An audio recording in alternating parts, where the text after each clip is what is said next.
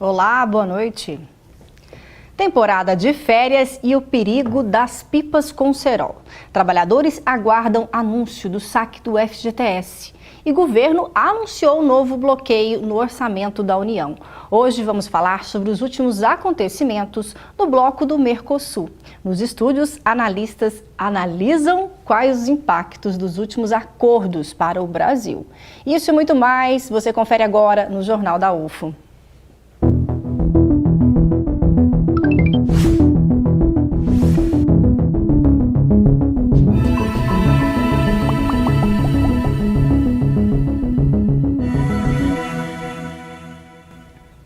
Nesta época do ano, é comum presenciarmos o céu repleto de cores por causa das pipas. A criançada fica solta nas ruas e até mesmo nas rodovias. Por isso, a atenção redobrada. Nas férias escolares, o número de acidentes com pipas aumenta e o Corpo de Bombeiros pede ajuda para a população. Veja. Olá para você que acompanha o Jornal da UFO. Período de férias, julho, crianças estão em casa ou vão sair de casa para soltar pipa, mas aí está aquele perigo que é brincar com cerol. Mas será que isso é permitido, é possível? Para a gente falar melhor sobre esse assunto, sobre esses riscos também que podem ser causados, eu vou conversar agora com o Tenente Jorge do Corpo de Bombeiros para explicar como evitar esse problema, Tenente, e onde as crianças podem soltar pipa. Sim, primeiramente o uso de cerol, né, as pessoas que utilizam, né, o cerol para soltar a pipa é crime, né? E se as pessoas forem soltar a pipa, faça preferência por linhas de algodão, que é uma linha mais fácil de arrebentar e não causa acidente. Hoje em dia, esse tipo de ocorrência é corriqueiro, principalmente nessa época do ano? Com certeza, essa época, né, que as crianças estão de férias, né, acontece várias ocorrências envolvendo linha de cerol, linha normal, né, com ciclistas e motociclistas. Tenente, só para a gente reforçar, onde as crianças podem soltar pipa, qual o lugar mais adequado? Os locais são parques, né, campos de futebol, praças, locais que não têm a fiação elétrica, né, da rede elétrica, porque pode causar um acidente também com a pessoa que está soltando pipa. Tá certo, muito obrigado pelas informações e também pela participação. Júnior Caritel para o Jornal da UFO. E a equipe econômica do governo anunciou hoje um novo bloqueio no orçamento. Segundo o relatório bimestral de avaliação de receitas e despesas, o governo decidiu contingenciar mais 1,4 bilhão de verbas do Poder Executivo. Agora, o valor do contingenciamento total do orçamento de 2019 soma 31 bilhões. Há 10 dias, o governo reduziu de 1,6 para 0,8 a projeção de crescimento do PIB. E dentre os gastos não obrigatórios afetados pelos bloqueios estão os investimentos em infraestrutura, bolsas do CNPq, concessão de bolsas também de estudo do CAPES, Pronatec, farmácia popular e fiscalização ambiental, no caso do IBAMA, dentre outros. Já o saque do dinheiro das contas inativas do Fundo de Garantia, o FGTS, que deve ser anunciado pelo governo essa semana, cria expectativa positiva de aumentar o movimento da economia. E tem trabalhador que já está planejando o que fazer com a possível liberação desse recurso. Confira. Como muitos brasileiros, o Reginaldo está cheio de boletos para pagar e gostou da notícia de que o governo estuda liberar dinheiro das contas ativas do FGTS. Lá para setembro, outubro, chega a documentação de rematrícula da escola do meu filho. Seria uma boa aí já quitar esse dinheiro, pagar de uma vez só e terminar o fim de ano e começar o ano seguinte um pouquinho mais folgado. Quitar os boletos parece mesmo ser o destino preferido desse dinheiro. Pagar a conta. Não ia sobrar nada para comprar alguma coisa? Nada. Só dívida? Só dívida. Provavelmente seria para quitação de financiamento de imóvel hoje. A ideia era liberar entre 10% e 35% dos recursos da conta ligada ao atual emprego, conforme o saldo. O saque seria feito todo ano, na data de aniversário do trabalhador. Neste caso, se for demitida, a pessoa não poderia resgatar o dinheiro restante. A estimativa inicial é que 30 bilhões de reais sejam sacados do fundo de garantia, o dinheiro que o governo espera que possa aquecer a economia. A previsão de crescimento do PIB para este ano está abaixo de 1%, o pior desempenho desde que o país saiu da recessão. Mas este economista lembra que a medida tem um efeito pontual. Ela ajuda no curto prazo, mas ela não resolve crescimento de longo prazo, então ela não muda a trajetória. Para o Brasil de fato entrar na trilha, para ele de fato sair de um problema de crescimento econômico, ele precisa fazer o que a gente chama de reformas estruturais. E ele precisa também sempre zelar pela política fiscal. O que significa? O que as famílias procuram fazer no final do mês, não gastar mais do que arrecada. Falando agora sobre política e economia, o Brasil está no comando do bloco econômico Mercosul pelos próximos 6 meses. E já promete fazer modificações em sua gestão, é o que garante o nosso presidente Jair Bolsonaro. Entenda quais são agora os principais desafios. Foi na cidade de Santa Fé, na Argentina, no dia 17 de julho, que Jair Bolsonaro assumiu a presidência do Grupo Econômico Sul-Americano para os próximos 6 meses. Além da posse, na 54ª reunião do Conselho do Mercosul, os representantes comemoraram o acordo com a União Europeia. Mas não é só com os europeus que o presidente do Brasil pretende fazer acordos. Para ele, a partir de agora, também é preciso simplificar as cotas e tarifas comerciais entre os próprios integrantes do grupo. Mal assumiu a presidência temporária e Jair Bolsonaro já tem planos ambiciosos. Planejamos concluir as negociações com a Associação Europeia de Livre Comércio e avançar com o Canadá, Singapura e a Coreia.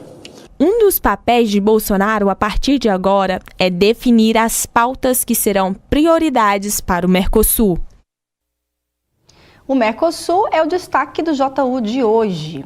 E eu recebo no estúdio a Fabiana Ferreira, que é especialista em Direito Internacional. Boa noite, Fabiana. Boa noite, ouvintes. E também o Felipe Prado, que é professor aqui de Economia na UFO. Muito obrigada. Boa noite, obrigado. Fabiana, eu gostaria que você começasse já então falando com a gente, já que você é especialista também em Direito Internacional. Primeiro vamos entender o Mercosul. Vamos explicar de uma forma bem didática para a população a importância desse bloco e como é que funciona essa transição entre as presidências. Só 6 meses teremos como o Brasil como protagonista? É pouco tempo, né? Boa noite a todos os ouvintes. Bom, primeiramente é importante nós compreendermos o que significa o Mercosul, que o Mercosul é uma abreviação de Mercado Comum do Sul. E dentro desse Mercado Comum do Sul, nós temos um bloco econômico que compõe países membros. E quais são os países membros hoje do Mercosul? Brasil, Argentina, Uruguai e Paraguai. E em 2012 nós tivemos a adesão da Venezuela. Mas, devido às situações econômicas, políticas e sociais, sob o comando de Nicolás Maduro, em 2016 a Venezuela saiu do bloco, tanto que de momento é por tempo indeterminado, enquanto não se resolva ali também a situação que é bem complexa. Sim. E dentro do Mercosul, os meios de comunicação nesse momento voltaram, meu Deus, já tem 10. E se nós analisarmos, o Mercosul foi assinado, o Tratado de Assunção foi 26 de março de 1991, então nós já temos 28 anos do bloco econômico, da existência do Mercosul. E aí nós pensamos, e aí o que o Mercosul tem feito? E infelizmente nos últimos 10 anos o Mercosul ele ficou estacionado, porque o perfil do bloco econômico no nosso país é um perfil de decisões, nós não temos tomado de decisões dentro de todos os países membros. Nós temos decisões mais no perfil intergovernamental. E esse perfil, o que acontece? Tem que ter uma harmonização, um consenso de todos os países membros. É uma problemática séria que o Mercosul enfrenta. E temos aí agora o nosso presidente da República, Jair Bolsonaro, como presidente pro tempore. Aí vocês vão perguntar, pro tempore, por quê? Porque é por um tempo determinado, somente 6 meses. É a alternância natural do Mercosul. Exato. Isso realmente, por que não é 1 ano, 2 anos? É realmente para não ter, para que esse país membro que esteja sob a presidência não tome, não fique ali pensando, não, eu tenho esse cargo, sou o presidente, agora os outros países membros, cala a boca e obedece. Seria mais ou menos essa função. Excelente. Felipe, a gente sabe que teve recentemente essa reunião, inclusive a posse do presidente Jair Bolsonaro como agora presidente do Mercosul, mas acontecem diversas reuniões de comitês, são vários comitês que fazem parte do Mercosul e ao longo do ano, né? A grande reunião entre os chefes de estados não acontece sempre, mas há várias pessoas que trabalham dentro da equipe do Mercosul que acabam fazendo essas negociações econômicas. Como que funciona? Então, é importante a gente destacar que qualquer tipo de arranjo e de associação dessa natureza, você tem uma rotação da gestão para tentar equilibrar os poderes, ou seja, ainda que estejamos falando de Mercosul, nós temos pelo menos 4 países que são completamente diferentes, assim como acontece com o bloco europeu, ou seja, a União Europeia também tem 28 países e também tem um regime de rotação da sua gestão, enfim, num método muito parecido. O que é que eu vejo em relação a isso? Que a ideia é tentar equilibrar os poderes, ou seja, agora vem 6 meses da participação de Jair Bolsonaro, do qual ele vai liderar boa parte dos acordos. E aí ele vai liberar dentro dessa lógica mais liberalista que ele está tentando buscar, de tentar articular o acordo da União Europeia que foi fechado, o acordo do Canadá, tentar fazer algum acordo com os Estados Unidos, ou seja, ele vai tentar implantar durante esses 6 meses a visão econômica que ele tem. Perfeito. E olha só, gente, um acordo do Mercosul com os países sul-americanos, com os europeus, promete injetar mais de 80 bilhões de dólares na economia brasileira em até 15 anos. São projeções, mas entenda mais sobre esse assunto. Um acordo de livre comércio entre Mercosul e União Europeia foi assinado no dia 28 de junho em Bruxelas. O pacto é considerado histórico, pois vem sendo negociado há mais de 20 anos entre as nações. Antes de entrar em vigor, a proposta ainda precisa ser aprovada pelo Parlamento Europeu e pelos congressos dos países sul-americanos.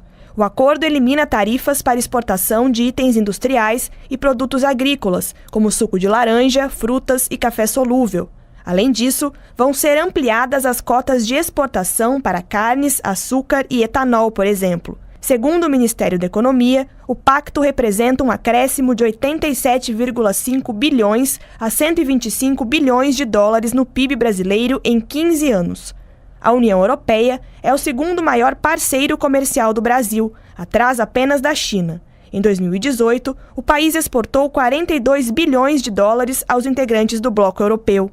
A ministra da Agricultura, Tereza Cristina, que esteve presente em Bruxelas, junto com o ministro das Relações Exteriores, Ernesto Araújo, comemorou o feito.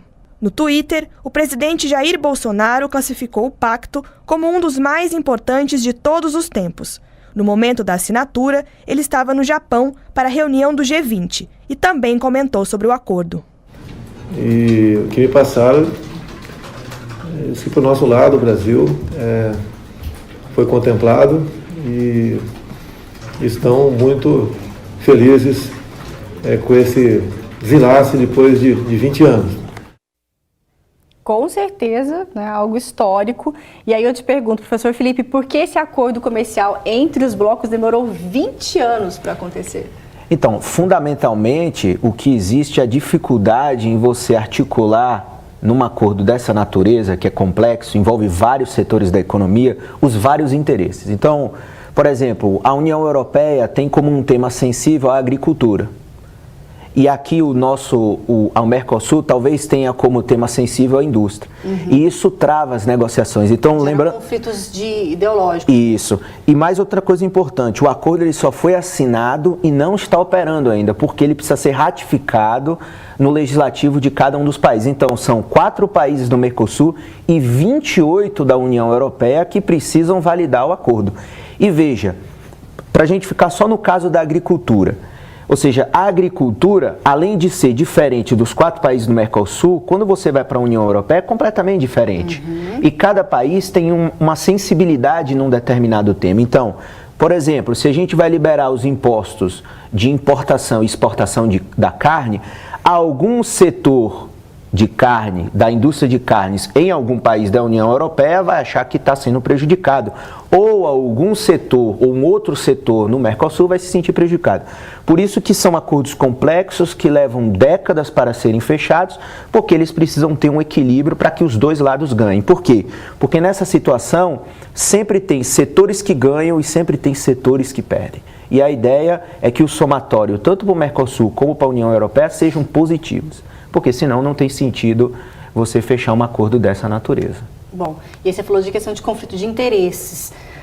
Fabiana, como que você vê então as políticas governamentais nas áreas, por exemplo, na pauta de meio ambiente mesmo, que se foi questionado recentemente, né, o desmatamento na Amazônia, até mesmo hoje foi liberado mais agrotóxicos. Essas pautas, de certa forma, causam algum conflito com alguns países da União Europeia que não aceitam esse tipo de postura? Certo. Até enfatizando, né, o que o professor de economia expôs, nós temos que estar verificando uma coisa também, né? São 20 anos, né? Ou seja, da União Europeia batendo na porta... Pedindo para entrar. Pedindo para entrar. E aí nós verificamos, ou seja, junho, de 1999, né? Agora 28 de junho, nós conseguimos, por fim, né? Nós podemos falar que Jair Bolsonaro... Ele teve a sorte, né? Ele teve a sorte de ser o presidente que assinou, né? Exatamente, né? Aí acontece, 28 de junho, nós temos esse acordo emblemático. É positivo para o nosso país? Sim, né? Por mais que nossa agenda interna, né? Hoje a agenda interna do Brasil está super complicada, né? Nós temos problemas seríssimos entre corrupções, né? Lava Jato, etc. Mas, em relação ao comércio, vai ser um grande facilitador. Por quê? Porque uma das bases do Mercosul é entre a livre circulação de bens, né? E se o Brasil, né, que já foi consignado esse acordo, vai facilitar o quê? As tarifas, né? Porque as benditas tarifas aduaneiras é um gasto enorme. E também para a população brasileira vai ser positivo, porque os produtos europeus poderão entrar com baixo custo. Você me fez a pergunta também em relação, né? E dentro do meio ambiente?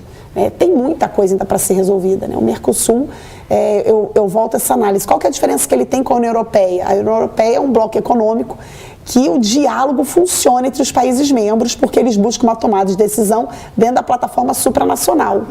E o Mercosul não, né? Tem muitos órgãos dentro do Mercosul que é somente consultivo. Está ali um representante do Conselho, muitas vezes, dentro do bloco econômico, mas ele não tem tomada de decisões. E foi igual o professor falou. Falta o quê? Um acordo, uma política de harmonia entre os países membros que compõem.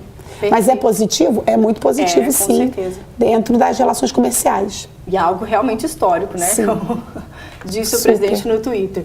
Bom, agora esse acordo do Mercosul com a Europa cria um mercado de quase 800 milhões de consumidores e, como já dizemos, cerca de 80 bilhões de dólares. São cifras que reforçam o debate agora da reforma tributária. Confira na reportagem. Uma das missões da empresa do Pedro é vender bebidas e alimentos brasileiros pelo mundo. Mas competir não é fácil, quando 1/3 do preço dos produtos se deve a impostos em cascata cobrados aqui. Toda a compra da cadeia de produção foi tributada. Trazer um produto de fora também pesa, muito além do que está nos contêineres. Quando você importa um produto, ele chega a custar 2,5 vezes ou até quase 3 vezes o valor de fácil, ou seja, o valor que você pagou por ele lá fora.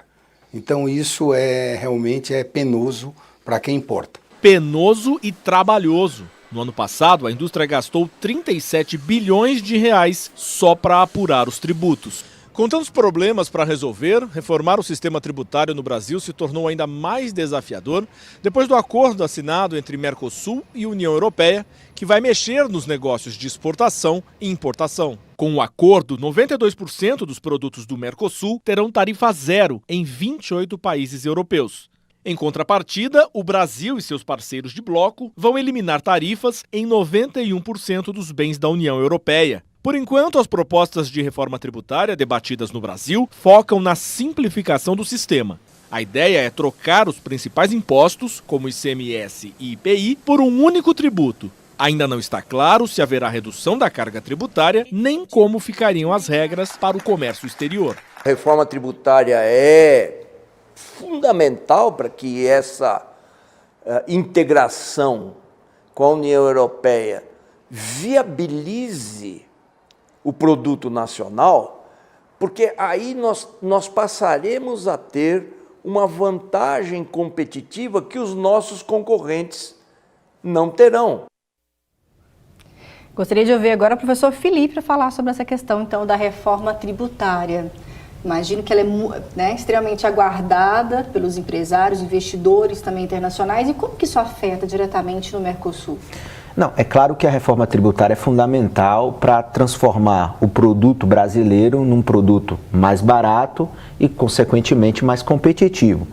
Mas acredito que não é só a reforma tributária, até porque os impostos no conjunto dos países europeus também é elevado para os empresários. Me parece que o problema do Mercosul mais grave são outros também, como, por exemplo, a infraestrutura é o que encarece o nosso produto. Nós temos ainda produtos com baixa intensidade tecnológica, baixa escala. Então é difícil você competir com a indústria europeia. Então vamos lá, se a gente pegar a indústria de carros alemã versus a indústria de carro brasileira, não tem como competir, porque lá eles estão mais à frente, produzem produtos de melhor qualidade e produtos com mais intensivos em tecnologia, além de terem melhor infraestrutura e um conjunto de atividades ao redor de apoio da atividade produtiva que favorecem muito mais ao produto deles serem mais competitivos. Mas é claro que isso vai variar de setor para setor. Tem setores brasileiros que são muito mais competitivos que o setor europeu, como por exemplo o nosso setor de soja. Ele é um setor que vai ganhar mercado. Por quê? Porque a nossa soja ela é muito competitiva em relação a outros cereais europeus.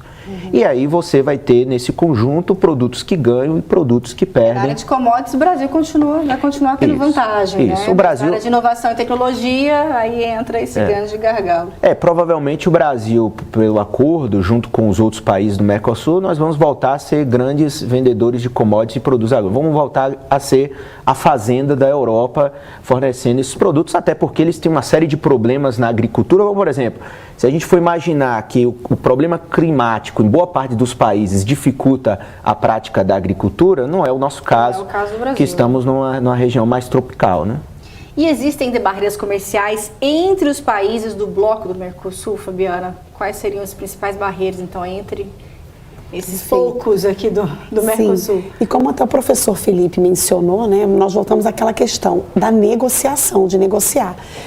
Foi até citado essa semana toda falando da ministra Tereza Cristina, que ela ajudou muito, porque o Brasil ele tem um potencial forte aonde? Em agronegócios. Então, eu creio que o Bolsonaro, a jogada dele realmente como negociador e como presidente pro tempore nesse período de 6 meses, o Brasil hoje exporta 1.001 produtos para a União Europeia. Então, se nós tivermos uma regularização dessas taxas, das tarifas, ou seja, vai ter uma circulação maior desses bens. Agora, por exemplo, entre os países membros, Brasil e Argentina, como você me fez a pergunta, como é que funciona? Nós voltamos à questão das políticas, que até o professor Felipe mencionou, de cada estado. Aí até a população fala, mas meu Deus, parece que na Europa é mais fácil negociar do que dentro do bloco econômico do Mercosul. São países vizinhos, estão tão próximos. Exatamente. E qual que é a dificuldade que nós temos? Realmente é a gestão. É a gestão, funcionamento, porque são representantes, nós aí utilizamos, são representantes legislativos que compõem o bloco econômico do Mercosul. E, por exemplo, Brasil e Argentina, eu hoje poderia estar comercializando muito mais produtos e ainda tem dificuldade. Às vezes os países associados, Chile, Equador, Bolívia, às vezes tem mais negociação em contratos bilaterais do que os próprios países membros do Mercosul. Mas eu creio que nós temos que seguir em frente, não podemos perder a esperança. E é o momento agora do Brasil, com esse acordo consignado realmente, de alavancar um incremento dentro da economia política do nosso país.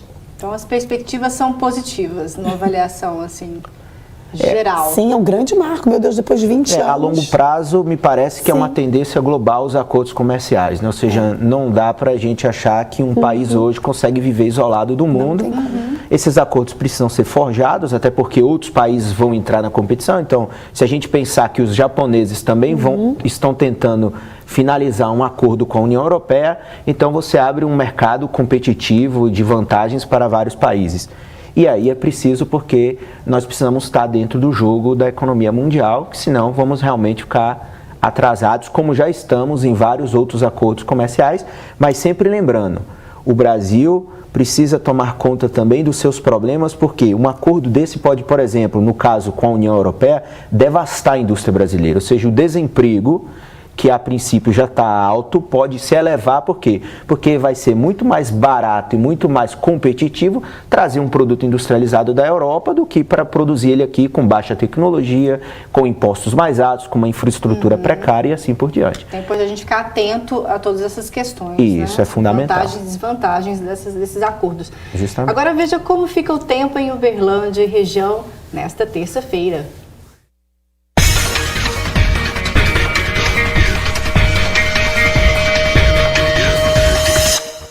Dia ensolarado em Uberlândia nesta terça-feira. As temperaturas ficam em torno de 14 e 25 graus. Predomínio de sol também em Patos de Minas. Mínima de 14 e máxima de 25 graus. Ituiutaba com céu aberto. A mínima pode chegar a 12 graus e a máxima a 30. Sol durante toda a terça em Monte Carmelo. Temperatura mínima de 14 e máxima de 24 graus. Já em Araxá, os termômetros devem marcar entre 14 e 26 graus. E você está de férias neste mês de julho? Aproveite algumas dicas do nosso quadro Eventos UFO.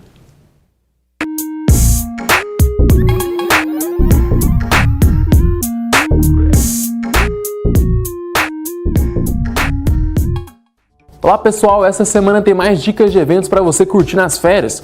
Você já pensou em aprender a falar Guarani? Esse é o tema do curso promovido pelo Museu do Índio da UFO em parceria com a Diretoria de Cultura da Universidade. As aulas vão acontecer do dia 7 a 9 de agosto. Dia 9... Bom, a gente voltou, uma pena, deu um problema técnico aqui na exibição do Eventos UFO. E o nosso jornal, infelizmente, está chegando ao fim, mas amanhã a gente mostra para vocês, então, as dicas dos nossos eventos que acontecem essa semana, tá? Quero agradecer muito a presença hoje do professor Felipe Prado. Obrigada, viu? Obrigado. Se você quiser fazer alguma consideração final agora nesse encerramento do jornal, porque a gente entende a importância também desse momento que estamos vivendo. Eu que agradeço o convite e vamos aguardar aí nos próximos anos os desdobramentos desse acordo comercial com a União Europeia para ver se o Brasil ganha alguma coisa com isso. E a população realmente tem que ficar de olho, né? Com certeza. Porque isso impacta no nosso dia a dia. O Mercosul parece que é algo tão distante do nosso dia a dia, mas impacta sim. As nossas relações, né? Sim. De bens e consumo, as relações comerciais. Só tenho que agradecer, viu? Muito obrigada. Também agradeço Fabiana Ferreira, que é especialista em Direito Internacional, que esteve com a gente aqui hoje. É um prazer. Espero que os dois possam voltar e a gente volta a falar sobre o Mercosul sempre com as últimas informações. O Jornal da UFO desta segunda-feira fica por aqui. Muito obrigada pela sua audiência. Tenha uma excelente noite. Eu te espero amanhã. Tchau.